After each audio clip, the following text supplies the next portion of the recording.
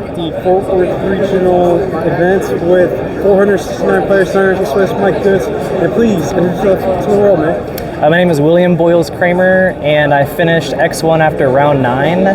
My only loss was to Triff, who is here, and he finished X01. Oh, that's insane. So you're probably going to get second, definitely top 4. Definitely top 4. Yeah, We're here for the deck box. Nice. Yo, Kramer, what deck did you use? I was playing Purrely's. My plan was for this to be my last event with this deck, but then I whispered to my deck round 5, I was like, hey, if we top, I'll keep playing you. Oh. So like, I guess the cats heard me.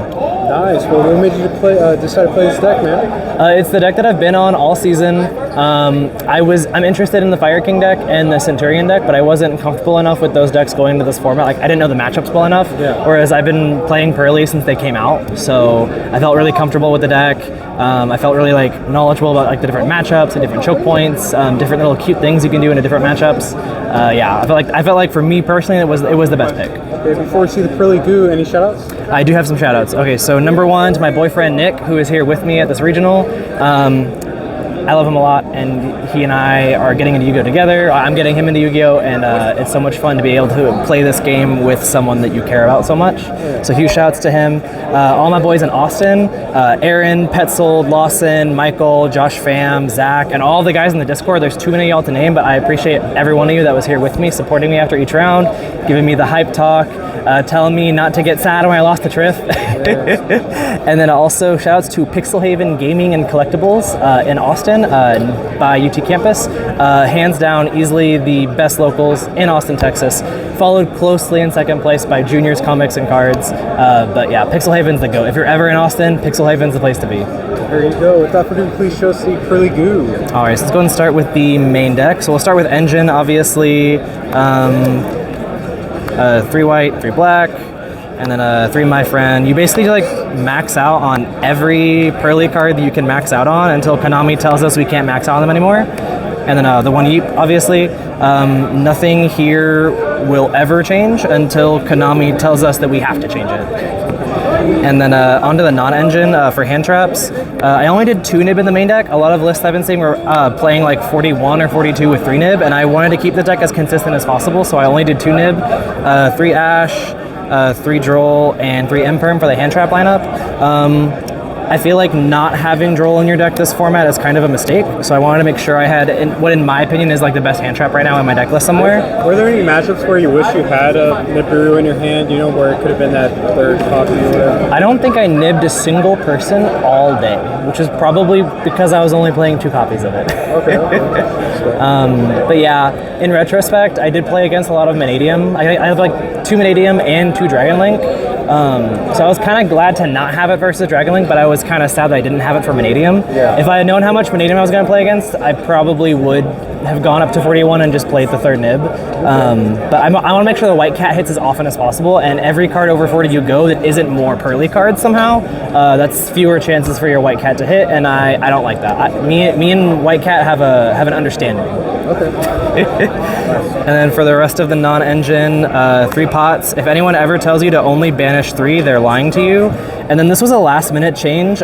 These were Dark Rulers before this event, but my buddy Aaron was trying to help me figure out a card to play instead of Dark Ruler, because we didn't like how if you draw Dark Ruler going first, you literally can't do anything with it. It's just a card to discard, whereas with Eclipse, yes, you can discard it if you need to, but if you end up with an Eclipse in your hand at the end of your combo, you still have another defensive card you can use to not die if your Noir gets stopped somehow. It was good in theory versus Fire King to stop the XYZ on your turn, but that never came up. I didn't play any Fire King today, but it was... The one time I opened it, it was against Vanadium going second, and he didn't search for framing, so I'm pretty sure if that had been Dark Ruler, I would have won. But I reverse swept him, so it wasn't a big deal, but I think Eclipse performed adequately today. It did win me a Purrely Mirror round. I think it was 7, I think. He thought I was nice with it. Game 2, he tried to Noir me, because I Noired him game 1, and he couldn't break it. Game 2, he tried to Noir me, and I was like, okay, cool, Eclipse. And then I just swept the board from there, no problems. Let's go on to the extra. And that was 40 main deck count, right? 40 main deck, yeah. Yes sir. Never going over 40. Not with this deck.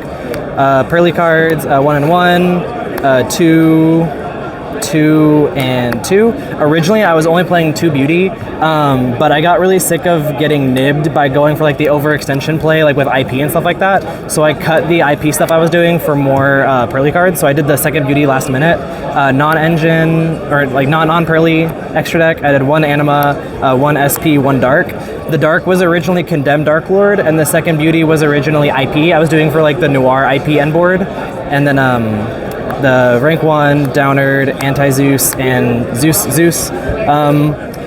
This card's effect is it is one of the cards you can banish for prosperity. I literally never summoned it, but it was always there just in case, and that's the best way for something to be there for you.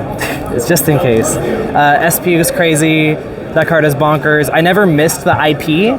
I feel like by playing conservatively, I didn't lose to blowouts as much. So by switching to like the dark and like the second beauty came up all day.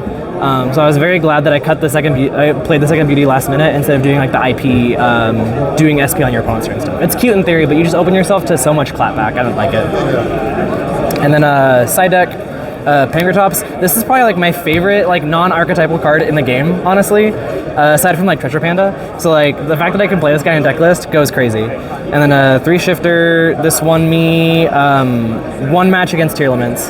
And then I also played 3 Bell just in case, you know, for tier and also for lab, which I didn't play any lab today, but it was there in theory. I also used it in the Dragon matchups against Bestials. That was pretty good. And then 2 Cosmics because that Runic stun deck is a thing, and the Runic Bestial deck is a thing. And then more back row cards, the 2 Storm and the 1 Harpies. And then this card is the MVP in the entire deck list, honestly. Every time I sided this in going first, I opened it, or I hit it off of Prosperity. To everyone who I summon limited today, I'm sorry. Maybe eventually Konami will ban it. But until then, I am going to summon a Noir and summon limit you and tell you to break the board. Well, hey, again, congrats on getting top board for sure. Yeah, Kramer, there you go, representing Purrely, yeah.